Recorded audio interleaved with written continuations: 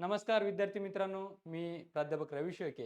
आपल्या सर्वांचं पीके agree academy या यूट्यूब चॅनलवर पुन्हा एकदा स्वागत करतो. मित्र, ज्या पद्धतीनं आपण मागच्या बऱ्याच व्हिडिओमधून BSc ॲग्रिकल्चर आणि ॲग्रिकल्चर रिलेटेड वेगवेगळ्या स्ट्रीमच्या विषयी प्रवेश प्रक्रिया 2024-25 याविषयी सर्व माहितीचं या ठिकाणी आपण उहापोह बघतोय. त्याच अनुषंगानं आज आपण एक नवीन व्हिडिओ घेऊन येत आहोत. ज्या अनुषंगानं मागच्या वेगवेगळ्या आपण लिस्ट पाहिल्यात, की त्या वेगवेगळ्या तारखानुसार आपल्याला कॉलेजच्या विषयी किंवा प्रवेश प्रक्रियेविषयी वेगवेगळी माहिती देणं अत्यावश्यक होतं. त्याच अनुषंगाने आजचा व्हिडिओ आपण घेऊन आलो आहोत. तर आजच्या व्हिडिओमध्ये आपण काय पाहणार आहोत, तर विद्यार्थी मित्रांनो, ज्या पद्धतीने आपण पाहिलं की कृषी प्रवेश प्रक्रियेसाठी मग त्यामध्ये बीटेक फूड टेक्नॉलॉजी असू देत, BTech agriculture biotechnology, forestry, home science आणि इतर वेगवेगळ्या कृषीच्या प्रवेश प्रक्रियेसाठी 3 वेळा आपल्याला मुदतवाढ मिळाली आणि 31 जुलै 2024 ही प्रवेश करण्यासाठी किंवा ऑनलाईन प्रवेश नोंदणीसाठीची शेवटची तारीख होती. मग आता पुढे काय करायचं? तर पुढचं जे शेड्यूल आहे, तर त्यामध्ये आज म्हणजेच 6 तारखेला फायनल मेरिट लिस्ट येणार होती आणि त्या अगोदर 2 तारखेला एक प्रोव्हिजनल मेरिट लिस्ट जनरेट झाली मित्रांनो.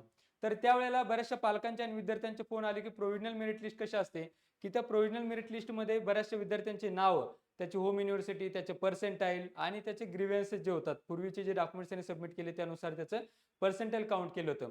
मग महाराष्ट्रामधल्या बऱ्याचशा विद्यार्थ्यांचे आणि पालकांचे फोन आले, की सर आमचा अशा-अशा अमुक-अमुक विद्यापीठासाठी नंबर लागलाय. परंतु मित्र आणि पालकांनो, मी तुम्हाला सांगतो, की ती प्रोव्हिजनल मेरिट लिस्ट होती, ज्यामध्ये फक्त तुमचं होम युनिव्हर्सिटी त्या ठिकाणी मेन्शन केलेलं होतं.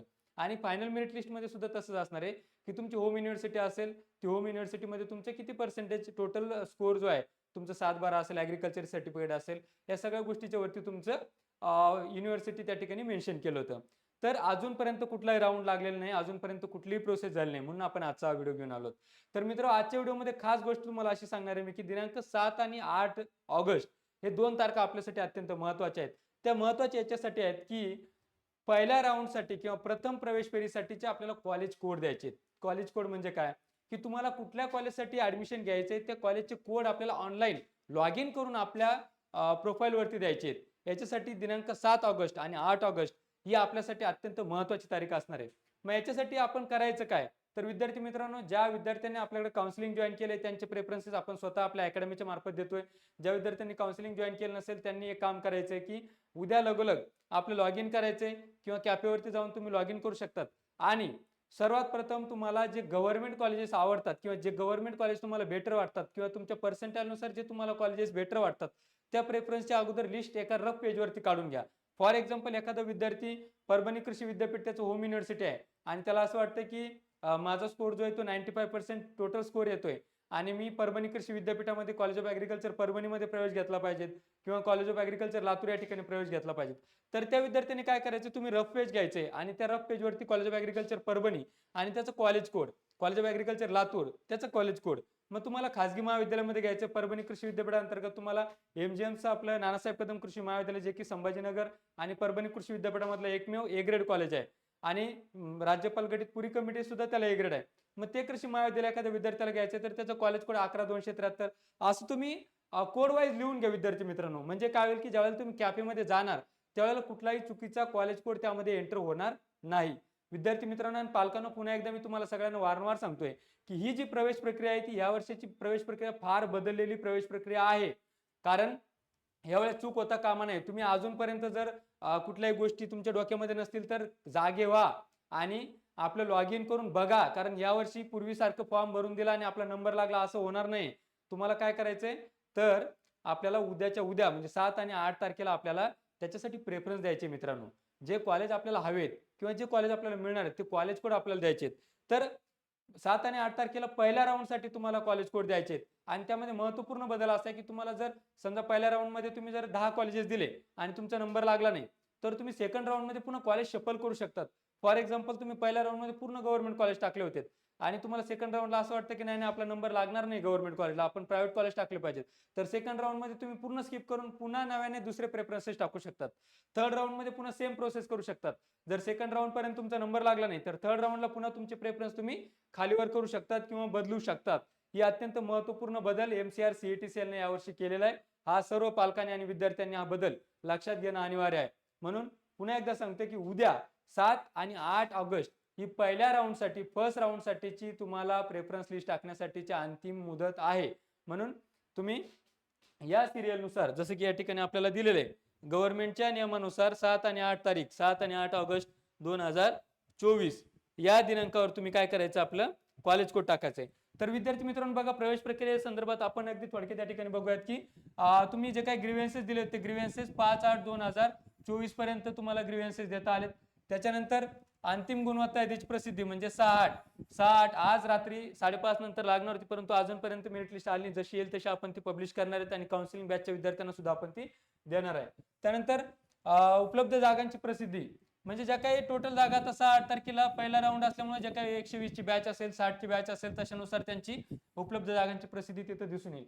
आता अत्यंत महत्वाचा पॉईंट नंबर 7 या ठिकाणी काय म्हणतं की पहिल्या प्रवेश फेरीकरता महाविद्यालयांचे प्राधान्यक्रम देणे. हा बदल आतापर्यंत महाराष्ट्राच्या ऍग्रिकल्चरच्या प्रवेश प्रक्रियेमधला सगळ्यात महत्वपूर्ण बदल आहे. इतिहासातला पहिला बदल आहे. जो बदल असा सांगतोय की तुम्हाला जर पहिल्या राऊंड मध्ये प्रवेश घ्यायचा असेल तर तुम्हाला राऊंड वाईज तुम्हाला प्रेफरन्सेस ऑनलाईन तुमच्या लॉगिन मध्ये टाकायचे आहेत आणि त्याची तारीख आहे दिनांक 7 ऑगस्ट आणि 8 ऑगस्ट. म्हणजे तुम्हाला कुठल्याही महाविद्यालयात जर प्रवेश घ्यायचा असेल तर त्याचा कॉलेज कोड ज्याला आपण म्हणतो तो कॉलेज कोड टाकणं हा अत्यंत अनिवार्य आहे. जोपर्यंत तुम्ही कॉलेज कोड टाकत नाही तोपर्यंत तुमचा राऊंड मध्ये विचार होणार नाही. एक गोष्ट प्रामुख्याने लक्षात घ्या, समजा 120 मार्कांपैकी आपलं टोटल काउंट डाऊन चालू आहे. जर एखाद्या विद्यार्थ्याला 120 टोटल आउट ऑफ 120 जरी असेल आणि त्याला पुणे गव्हर्नमेंट मिळणार आहे, ईश्वर सुद्धा सांगतो भगवंत सुद्धा सांगतोय, पण त्याने जर उद्या कॉलेज कोड टाकले नाही तर कॉलेज मिळणे नाही, प्रवेश मिळणे नाही. ही गोष्ट पुन्हा पुन्हा मी सांगतोय तुम्हाला.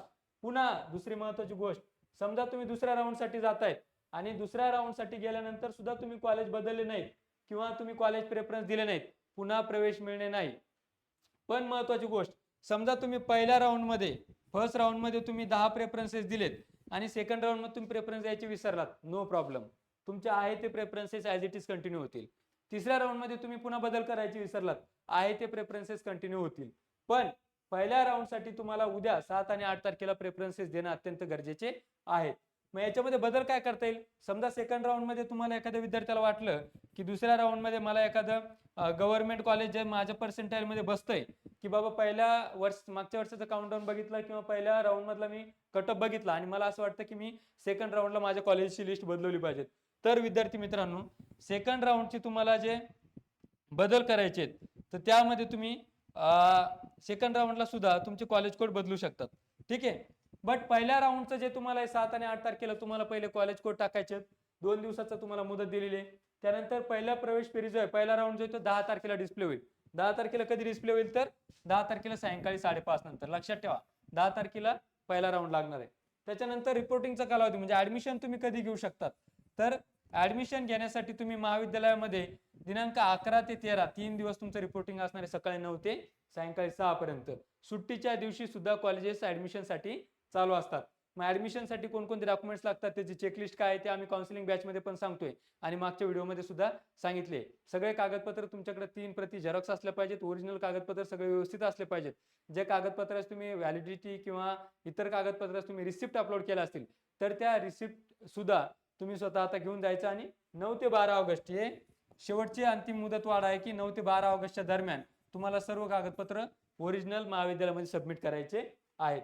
तर अशा पद्धतीने विद्यार्थी मित्रांनो तुम्हाला काय करायचंय की पहिल्या राऊंड साठी आपल्याला 11 आणि 13 ऑगस्ट पर्यंत रिपोर्टिंग करायचंय. दुसऱ्या राऊंडचं जर बघायला गेलो आपण तर दुसऱ्या राऊंडची अंतिम यादी तुम्हाला लागणार आहे डिस्प्ले या ठिकाणी होणार आहे की 17 ऑगस्ट 2024 रोजी. कधी 17 ऑगस्ट रोजी. तर 17 ऑगस्टला राऊंड लागेल आणि 18 ते 20 ऑगस्ट 2024 असं 3 दिवस तुमचं सेकंड राऊंडचं तुम्हाला ऍडमिशन घेता येतील. मग विद्यार्थी म्हणतील की आम्ही सेकंड राऊंड साठी पुन्हा काय करायचंय, तर विद्यार्थी मित्रांनो दुसऱ्या प्रवेश फेरीकरता प्राधान्यक्रम देणे या ठिकाणी सांगितलं की 14 ते 16 ऑगस्टला तुम्हाला दुसऱ्या राऊंड साठी सुद्धा पुन्हा प्रेफरन्सेस द्यायचे आहेत. आता प्रेफरन्स कशासाठी द्यायचे पुन्हा सांगतोय की समजा एखाद्या विद्यार्थ्याचा पहिल्या राऊंडला नंबर लागला नाही आणि त्याने काय केलं की फक्त गव्हर्नमेंट 5 कॉलेज टाकून ठेवले, 10 कॉलेज टाकून ठेवलेत, म्हणजे 5 कॉलेज टाकले आणि त्यापैकी त्याचं मेरिट पाहिलं त्याने की आता आपला नंबर लागत नाही, आपण याच्यामध्ये बसत नाही. त्या विद्यार्थ्याने काय करायचंय की जे पहिले प्रेफरन्स दिले ते सोडून द्यायचे आणि नवीन प्रेफरन्सेस पुन्हा सेकंड राऊंडला बदलायचे.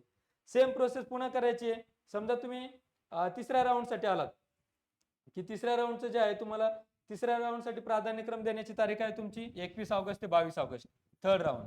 ठीक आहे. मग तुम्हाला सेकंड राऊंडमध्ये बघायचं कॉलेज मिळालं का नाही मिळालं, आणि त्याचे प्रेफरन्स बघायचे, त्याचं कट ऑफ बघायचं.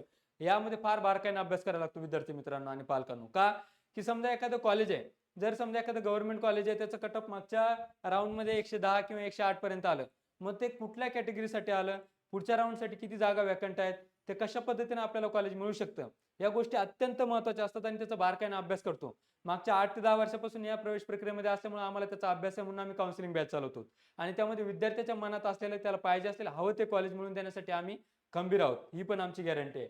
मग विद्यार्थी मित्रांनो, हा सगळं बारकाईने अभ्यास करायला लागतो की मागचं मेरिट किती होतं, आताचं मेरिट किती जाईल, कुठल्या कॅटेगरीमध्ये आपण बसतो, मग त्यानुसार आपण कॉलेज कुठलं दिलं पाहिजे, आपल्याला प्रेफरेबल कॉलेज कुठं असेल, तर त्यासाठी आपण हे सगळं काउन्सिलिंग मध्ये घेत असतो.